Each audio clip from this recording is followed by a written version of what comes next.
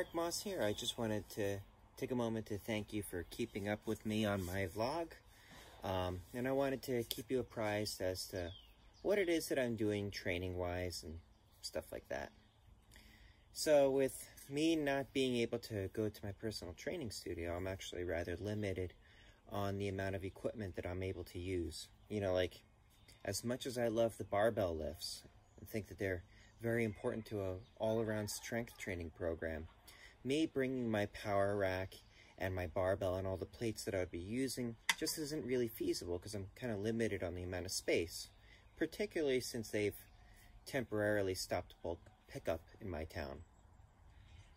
So what I did is I just kind of grabbed a couple of the bare essentials and some of the stuff that's more specialized for what it is that I do.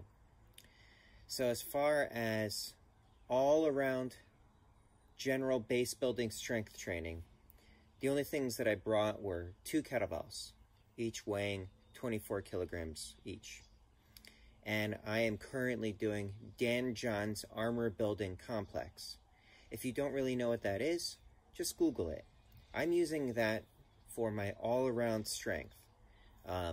Normally I would also be doing Turkish get-ups, but this particular wrist, anything that goes past here, my wrist doesn't like that. And that would be something that happens during the posting arm of the Turkish get-up. Other than that, I'm doing isometrics. And as far as like the isometrics that I'm doing, is I will take past items that I wasn't able to do, and I'll attempt again. And I will hold the tension on that for 6 seconds. The first 3 seconds will be not everything I can do, and then the next 3 seconds will be all out. And I'm doing that daily across a variety of lifts. All right, not lifts, feats. So as an example, I will take something about 12 inches long. It'll either be a piece of steel that has gotten the better of me in the past, or it'll be something called the steel bender's helper. And then I'll try to take it in between the legs in the braced crushing position, which if you've ever seen me do a wrench, that's how I normally do them. I'll also be working the underhand bend, which is something that would normally be used for nails, but I want to work it into something that is harder than nails for some of my corporate shows that are coming up. And as far as like horseshoes, I bought a batch that happened to be tempered. It's nasty. I wasn't able to bend it. So I used that to practice isometrics with the horseshoe bends so that when it is time for me to get back on stage, I'll hopefully have built up the strength. And part of the reason for that is because since I have to kind of go back to a minimalist program, it's like, what's going to be the thing that's going to provide the most bang for the buck as far as the feats go? I don't know if you can hear that, but motorcycles are kind of loud out here. And isometrics have been shown to provide a 5% increase in strength when performed 1 set every day for 4 weeks straight, 5% each week. That's about how long the study lasted, but empirical evidence has shown that people continue to progress past that. So I figure I can use this downtime to provide more strength that is very specific to what it is that I'm doing. And then I'm also using some various gadgets. I will just grab a couple just to kind of show you some of the things that I'm doing. Be right back. Oh, and also, I am also, since if you've watched my last video, I am doing the feats of strength on Fridays. So I'm doing things that I'm pretty sure I'm able to do, using them to entertain you guys, and it also has specific carryover to the things that I'm doing in my program, keeping my specific strength up involved as far as the feats of strength.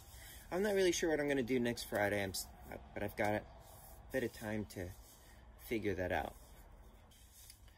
So the first gadget that I'll be talking about is something called the Steel Bender's Helper.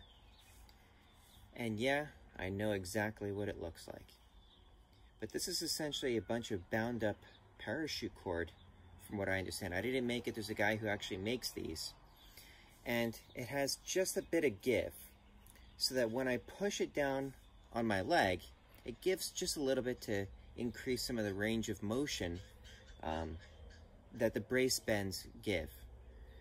And what's also kind of nice about it is when I'm not doing something like isometrics, I can do repetitions with it, where with a piece of steel, I would have to cut a whole bunch of different pieces to be able to rep out with it. This one allows me to kind of bypass cutting all those pieces of steel, even though it's a bit less specific. The next piece of equipment is something called a Bison 1M, or Satsuki's exerciser. And if you look in that picture, where is this? It shows someone tying a nail in knots. So you can see how that would work with my current program.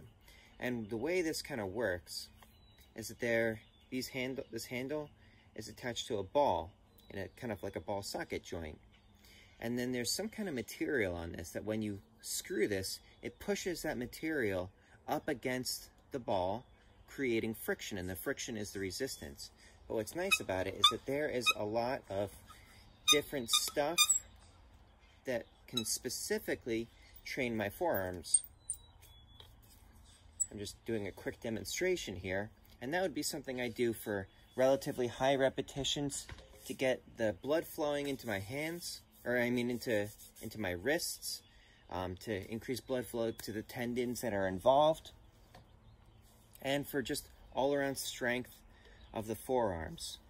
My main problems with this, and I do think that this is still a valuable tool, is that the adjustments on it were too far of a jump in between. So it would go from ridiculously easy to decent to very hard. And I wanted there to be some kind of middle ground in between the jumps. So what I did is I took this off and I just used a grinding wheel to cut some new notches in between the notches that are already there, so that I could provide those micro increments so that I can be more appropriate to the strength or to the resistance that I want involved in the exercise. Now, if you've been following me for a long time, you might have seen that I was talking about a device called a spinner ball or a gyro ball or a power ball. And even though that video at the time was meant to be funny, it is actually a valuable thing. This one was recommended to me by my strongman coach, Hercules Chris Ryder, for strengthening up the fingers as well as the forearms. And the technique behind this is once you get the ball going, you're going to be kind of spinning it around like there's an ice cube in a glass. And the faster that thing spins, the harder it becomes to hold on to, and in doing so activates a whole lot of the musculature in the hand. And it's kind of specific in that the feats that I do are trying to pry my fingers open. I'm not trying to crush things normally.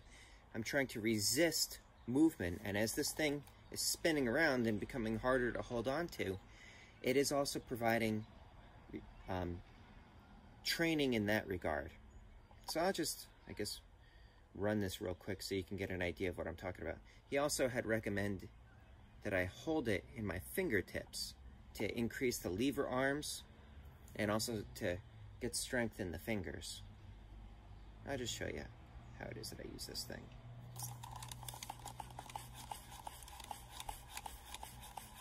Get it spinning a bit. Starting to go.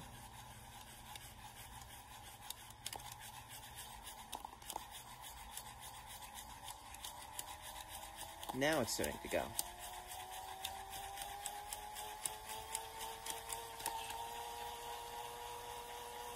See, now it's starting to become harder to hold on to, and one of the nice things about this also is it is a way to increase the circulation of the hand and get a bit of extra resistance. Anyways, that's what I'm doing right now as far as training, at least until I can get my studio back up and running. As for what I was doing prior to this mandatory quarantine in my state, I was coming close to the end of an amazing 12 cycle. And if you aren't really sure what that is, Google it and check out the before and after pictures, and you'll be amazed with the results. Anyways, I thank you for watching. I thank you for keeping up. And as always, stay healthy, stay strong, and stay safe, everybody.